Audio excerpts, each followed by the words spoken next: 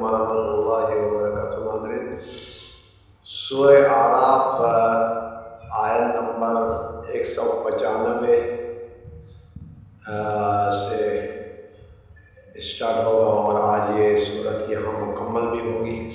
آئے اسٹارٹ کر لیتے ہیں۔ اعوذ باللہ من الشیطان الرجیم، بسم اللہ الرحمن الرحیم۔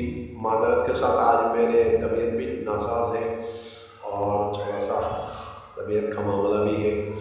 امید ہے کہ آپ حضرات برا نہیں منائیں گے۔ طبیعت بھی ایک صحت اللہ تعالیٰ کی ایک عظیم نعمت بھی ہوتی ہے، تو بہرحال صحت کے لیے دعا بھی کیجیے گا۔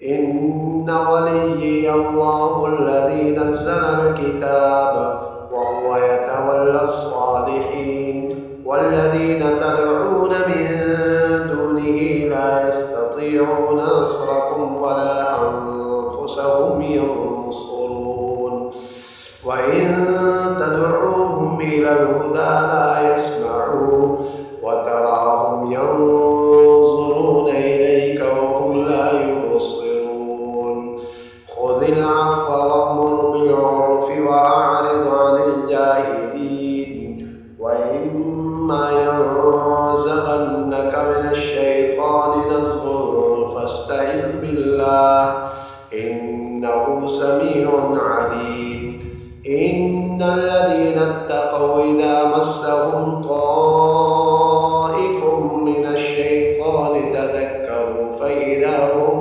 مبصرون وإخوانهم يمدونهم في الغي ثم لا يقصرون وإذا لم تأتهم بآية قالوا لولا اجتبيتها قل إنما أتبع ما يوحى إلي من ربي هذا بصائر من ربكم وهدى ورحمة لقوم يؤمنون وإذا قرئ القرآن فاستمعوا له وأنصتوا لعلكم ترحمون واذكر ربك في نفسك تضرعا وخيفة ودون الجهر من القول بالغدو والآصال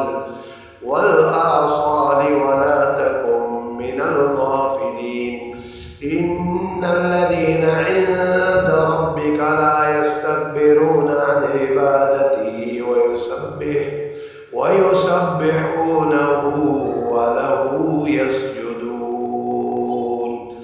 یہ آیت اس جگہ میں آیت سجدہ بھی ہے اور سجدے کا طریقہ کار یہ ہے محترم سامعین، جیسے کہ ابھی آپ بیٹھے ہیں، آپ دیکھ رہے ہیں، آپ نے سجدے تلاوت سن لی یا میں نے پڑھائی، ایک ہی نشست میں بیٹھ کر اگر میں پورا بار بار پڑھوں تو ایک ہی سجدہ ہوگا، اگر میں نے نشست تبدیل کر لی تو پھر دوبارہ سجدہ کرنا ہوگا۔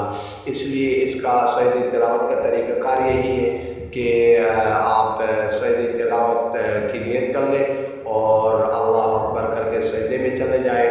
اس میں تحیات وغیرہ نہیں ہے، اس میں رکوع سجود صرف ایک ہی سجدہ ہے اور سلام وغیرہ کوئی بھی نہیں ہے۔ والسلام علیکم ورحمۃ اللہ وبرکاتہ۔